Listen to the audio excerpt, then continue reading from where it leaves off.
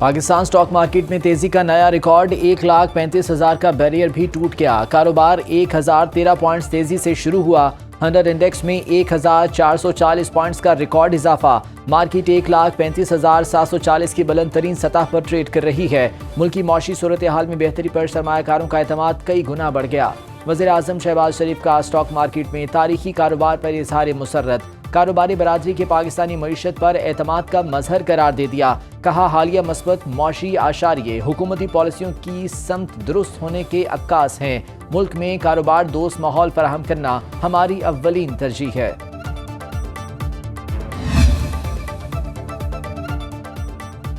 आलमी मार्केट में crypto currency की बुलंद परवाज, तारीख साथ सतह को छू लिया। एक बिटकॉइन की कीमत में यकपुश्त $3,152 का इजाफा, $1,22,374 पर ट्रेडिंग।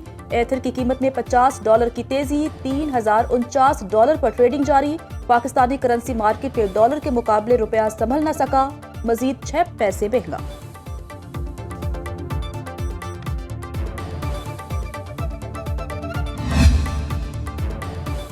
IMF ने पाकिस्तान की इक्तसादी तरक्की की रफ्तार हौसला अफजा करार दे दी। पाकिस्तान में IMF के नुमाइंदे माहिर बिंकी का तकरीब से खिताब, कहा, पाकिस्तान मशरिक वुस्ता और शुमाली अफ्रीका में तरक्की की शरह 2025 और उसके बाद मजीद मजबूत होने की तवक्को है। IMF के प्रोग्राम के तहत पाकिस्तान की कारकर्दगी अब तक मजबूत रही है, ताहम इसे अंदरूनी और बैरूनी चैलेंजेस दरपेश हैं। पाकिस्तान को इदारा जाती इस्लाहात और टैक्स निज़ाम को मजीद मजबूत बनाना होगा। IMF के नुमाइंदे ने मौसमियाती खतरे से निपटने के लिए पाकिस्तान के प्रोग्राम की भी तारीफ की।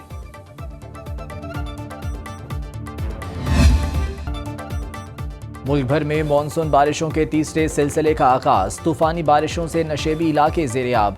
लाहौर के मुख्तलिफ इलाकों में गरज चमक के साथ तेज बारिश। गुजरांवाला में मूसलाधार बारिश से पानी नशेबी इलाकों के घरों में दाखिल। करोड़ लाल ईसन, शेखुपुरा, हाफिजाबाद, डस्का, बहावलनगर, समुंदरी, पत्तोकी में गलियां और सड़कें तालाब में तब्दील। ननकाना साहब, मरी, चनेओट, अलीपुर चट्ठा, किला दीदार सिंह, उकाड़ा में भी बरसात। राजनपुर के सेम नाले में शगाफ पड़ने से मुतादिद बस्तियां पानी में डूब गईं। जूही में कीरथर पहाड़ी सिलसिले के नदी नालों में तुग़यानी। जनूबी वज़ीरिस्तान में मूसलाधार बारिशों से टांक में सैलाबी सूरत हाल। पेशावर, मनसेहरा और सोहबतपुर में भी बादल जमकर बरसे।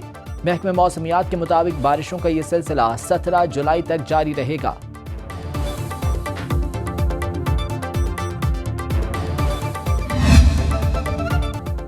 इलेक्शन कमीशन में खैबर पख्तूनख्वा की मखसूस नशिस्तों की तकसीम से मुतालिक केस का फैसला महफूज।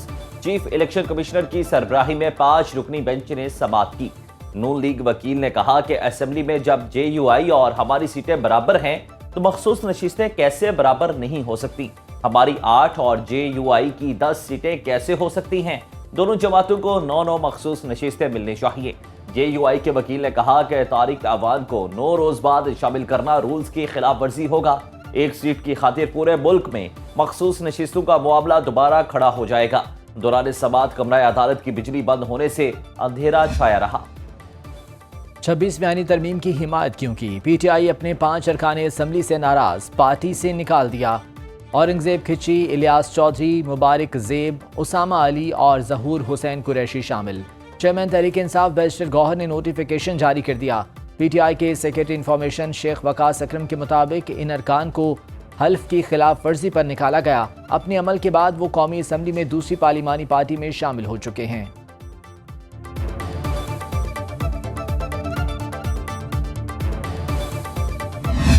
नब्बे दिन का राह से शुरू हो गए हैं और इस 90 दिनों में हम अपनी पीक उठा के हम आर या पार करेंगे, या फिर हम रहें या ना रहें।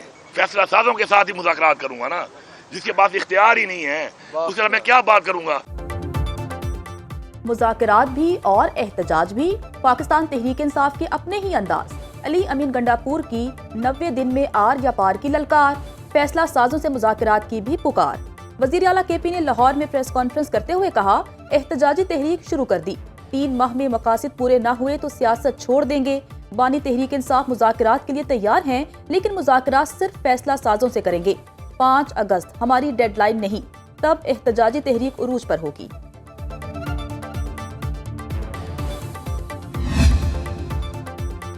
تحریک انصاف مذاکرات چاہتی ہے تو رویہ بدلے، تشدد کی طرف جائیں گے تو قانون اپنا راستہ لے گا۔ وزیر اعظم کے مشیر رانا ثناءاللہ کہتے ہیں تحریک انصاف پرامن رہی تو لاہور میں جلسے کی اجازت ملے گی۔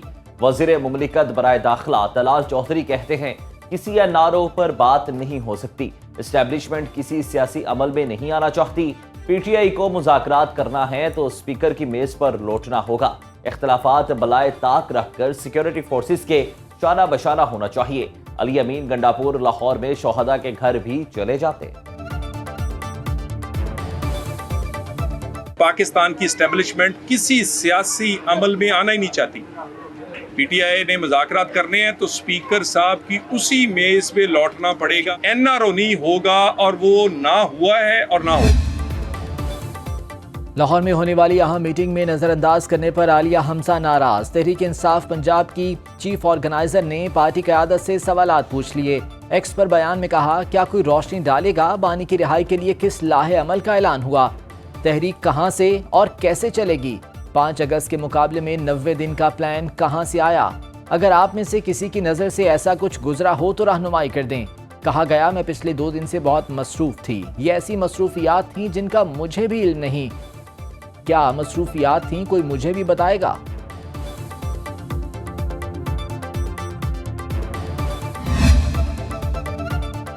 پنجاب اسمبلی میں معطل اپوزیشن اراکین کا معاملہ، حکومتی اور اپوزیشن کمیٹیوں کے مذاکرات کا دوسرا دور، فریقین کا آئندہ 1-2 روز میں تیسرے مذاکراتی سیشن پر اتفاق۔ وزیر خزانہ پنجاب مجتبیٰ شجاع الرحمان نے کہا ہم اپوزیشن کو ڈی سیٹ نہیں کرنا چاہتے، ایوان کی تکریم بحال کرانا چاہتے ہیں، امید ہے جلد مذاکرات سے تمام معاملات حل ہو جائیں گے۔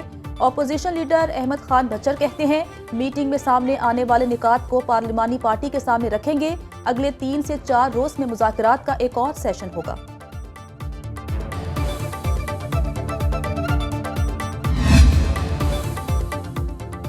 خیبر پختونخوا میں تبدیلی کی گونج، وفاقی وزیر امیر مقام کی گورنر فیصل کریم کنڈی سے ملاقات، سینٹ انتخابات اور اپوزیشن کی حکمت عملی پر مشاورت، ارکان اسمبلی سے رابطوں سے متعلق لائحہ عمل پر غور، صوبے میں امن و امان کی صورتحال پر بھی تبادلہ خیال۔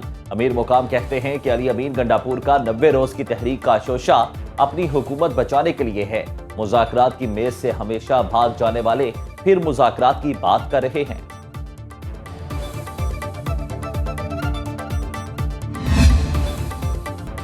گنڈاپور حکومت کی کارکردگی غیر تسلی بخش قرار، کے پی کے عوام کا حکومتی کارکردگی پر عدم اطمینان، 2024 کے بعد ترقی کا عمل سست پڑ گیا۔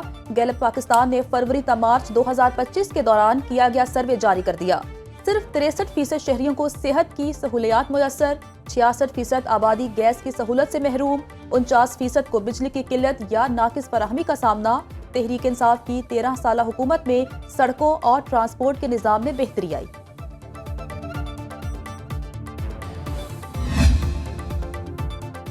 Khyber Pakhtunkhwa cities improvement project میں 32 ارب روپے کی مبینہ بے ضابطگیوں کا انکشاف، دستاویزات کے مطابق غیر رجسٹرڈ کمپنی کو بولی میں شامل کر کے غیر معمولی فائدہ پہنچایا گیا۔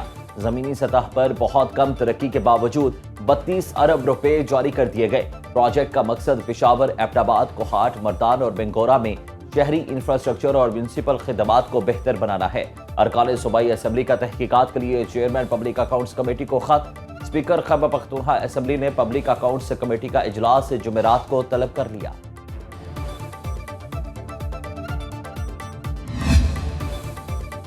وفاقی حکومت کا فرنٹیئر کانسٹیبلری کو ملکی فیڈرل فورس میں تبدیل کرنے کا فیصلہ، وفاقی کابینہ نے فرنٹیئر کانسٹیبلری ایکٹ 1915 میں ترامیم کی منظوری لی جائے گی۔ ایف سی کے دائرہ اختیار کو ملک بھر میں بڑھانے کے لیے آرڈیننس جاری کیا جائے گا۔